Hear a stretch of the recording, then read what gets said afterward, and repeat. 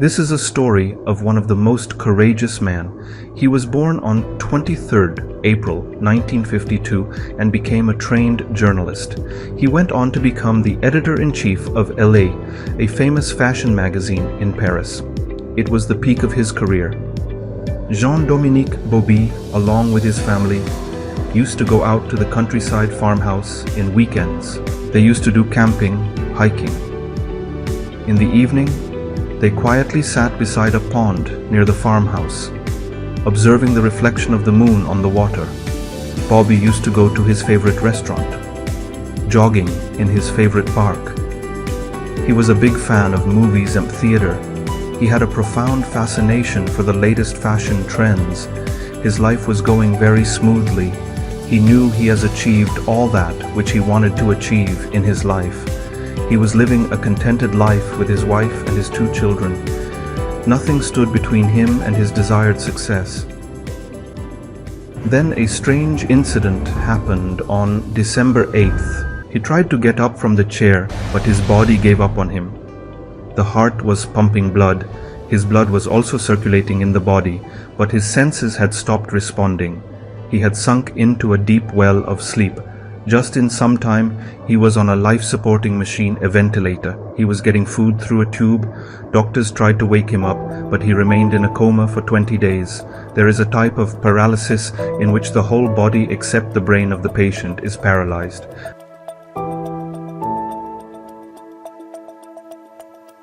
After 20 days, his eyes suddenly opened. Then one day suddenly he could start hearing. And after a few days, the vision in his left eye and the movement of his eyelids also returned. Now, Bauby's physical condition was like this. He could hear the sounds of the surroundings. He was able to see with his eyes and could express his likes or dislikes by blinking of his eyelids. In his best days, he always wanted to write a book that would keep his name alive till the end of the world. But after his disability, this desire was not at all possible. In the meantime, his wife had developed a method of communication with him. She would ask him questions, and if he would blink his eyes, that meant yes or else. It meant refusal. His wife wanted to help Bauby to complete writing his book. She has decided to hire an assistant for this. This assistant would sit next to Bauby with a typewriter. The assistant would recite the alphabet from A to Z. Bauby's wife would look at Bauby's eyes continuously, and wherever Bauby blinked his eyes, these people used to type that letter. And this exercise went on daily for 4 hours. Alphabets were spoken again and again, and the letter on which he blinked was typed. Letters became words, and words became sentences. He completed a word in 2 minutes and blinked 200,000 times in those 4 years. This book was completed on 6th of March 1997. When she was in market, his wife bought the first copy from the market, came back home, ran to his room, placed the book in front of Bauby and shouted, "Bauby, you have succeeded in the world. Now your name will live forever." Bauby started blinking his eyes at rapid, fast pace.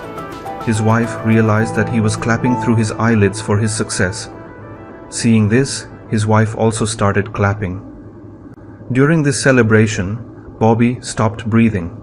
Only 3 days after its publication, that is, on March 9th, 1997, he left the world. It seemed that he was alive to complete this book. After his death, the book's sales reached to 150,000, and within a month the book became a bestseller in Europe. Till now, this book has been sold millions of copies. People are amazed at Bauby's courage and achievement. This is the only book in the world that was written with an eyelash, and the writers completed this book by adding 1 letter to each other. The book, The Diving Bell and the Butterfly, was made into a movie in 2007. The original French book was named as Le Scaphandre et le Papillon. It is a remarkable story of resilience and courage, and it is a reminder that the human spirit can overcome even the most difficult challenges.